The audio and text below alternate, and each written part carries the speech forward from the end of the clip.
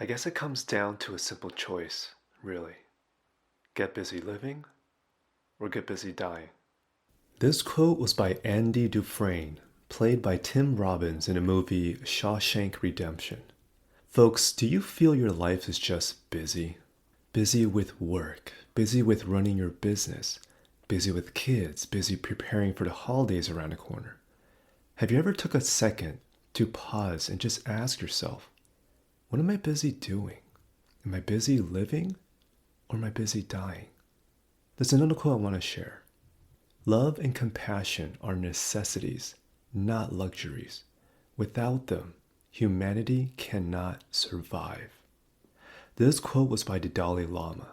Folks, I wholeheartedly agree that love and compassion is a necessity. It's not just compassion towards others, but compassion towards self that's an important first step. You've heard me mention the 3 C's in episode 33. However, the main question for today is, what's the key to happiness in life? In today's episode, I'm going to share how combining self-compassion and this mystery key are both necessary pieces in igniting your inner happiness, creating your life purpose, and living a fulfilled life. What is this mystery key? Tune in to find out. Let's cue the intro. Welcome to the Boom Vision Podcast. I'm your host, Benjamin Ye.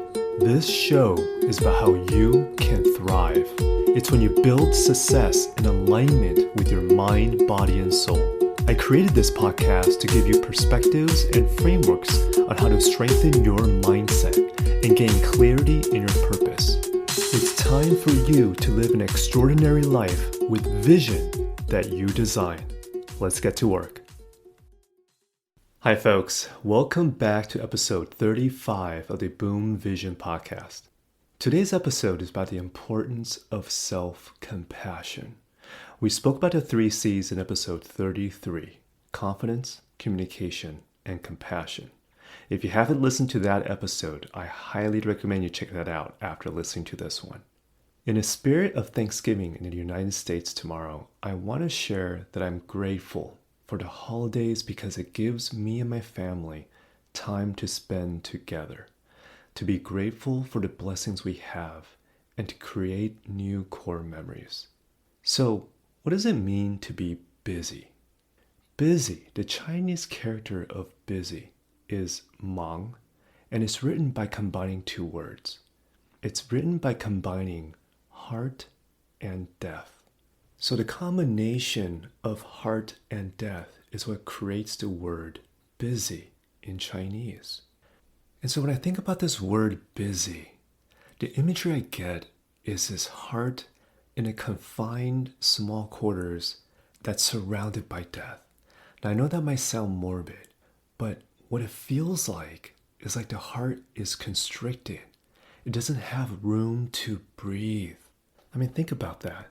When you're busy, when you're feeling busy, do you feel expansive or do you feel constricted? If you think about how the heart operates, it's pumping blood and oxygen throughout your whole body for your body to thrive.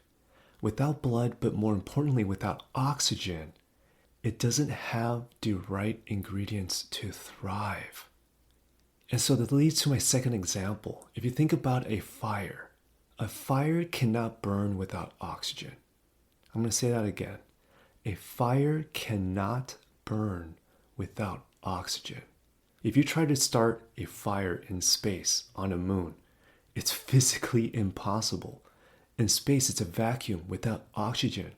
Fire cannot spark. It cannot breathe. It cannot start. Just like how a fire cannot ignite, let alone grow without oxygen. In a similar token, a heart cannot function properly without oxygen. If you're seeking happiness, if you're yearning to feel more fulfillment in your life, if you're yearning to ignite that inner fire in you, are you giving yourself the space and grace to allow a flame to spark? Are you giving yourself the environment and space and the oxygen it needs for a fire to ignite within you? Or is busyness surrounding you, constricting you, not allowing yourself to breathe? So this brings to the main topic of self-compassion. The definition of self-compassion is simply the process of turning compassion inwards. Are you being your best cheerleader rather than your worst critic? Are you giving yourself that pep talk? Pick yourself up, man. You got this. Go again. Rather than pointing out your own mistakes and telling yourself, you can't do this. If you have negative inner voice, maybe it's time to start upgrading your SOS, subconscious operating system. How does self-compassion relate to finding the key to happiness in your life? What is this mystery key? The key is space. I'll say that again. The key is space. More specifically, oxygen-rich space. When I hear the question, I don't know how to find my happiness. What is the key to happiness in my life? The imagery I see when I hear these questions is someone that's trying to find a door to happiness in complete darkness. They're inside this small, cramped room. They can feel what the door is, they can sense where the door handle is, but they don't have the key to unlock it. But the way they're currently operating in life is that they're so busy. This is why I shared the explanation of the Chinese character of busy, 忙. The heart is cramped in this tight box with death next to it. Death is like taking up all of its surrounding space. And it's like you don't have room and freedom to let your heart breathe.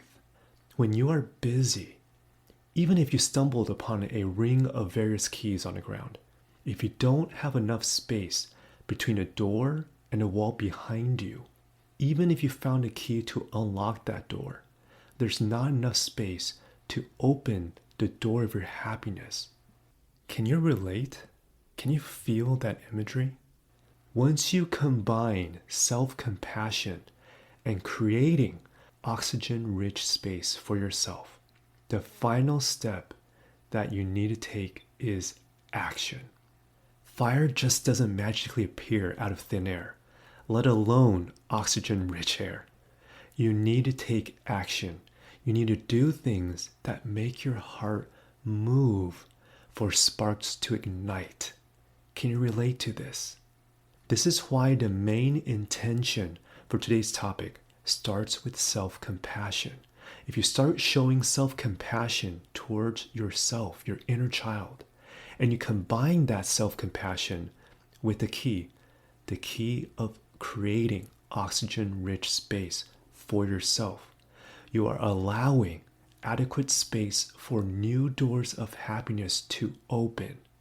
You are also allowing and creating an environment for your inner spark to ignite. Fire doesn't spark in space or any environment without oxygen. Are you in a point in your life where your inner happiness is nice to have or must have? Are you consistently showing yourself self-compassion and a space for happiness to thrive? Or are you allowing the weight of busyness to consume your life? And so the main takeaway and question I want you to ask yourself, are you running a business to create a life of your dreams? Or are you running a busyness that's consuming your dreams? Think about that. I'm going to say that again. Are you running a business to create a life of your dreams? Or are you running a busyness that's consuming your dreams? With that said, what is this week's action steps? There's about 6 weeks left until the end of this year. And so what I want you to start practicing is self-compassion. I want you to carve out, at the very bare minimum, 15 minutes of oxygen-rich me time each week for the next 6 weeks. What do I mean by oxygen-rich me time? It isn't binging on Netflix or Hulu. It's not decompressing on YouTube or on your phone. It's spending time outside in nature, walking and literally breathing fresh air. It's either doing yoga or going to the gym and building and strengthening your body. It's meditating in stillness. It's picking up that old hobby that had brought you so much joy as a child. My wife loves to rollerblade. It was one of her favorite pastimes as a child. And so when she found her old rollerblades, I remember going to the park, taking the whole family, and we just let her have her fun. And it's those moments of bliss and helping her recenter and just remembering what brings me joy. And so if you have a hobby like that just leave your blades in the trunk of your car. If you have those moments, go to a nearby park, get out in nature, and just do something that brings you joy. The important thing is that you do it consistently.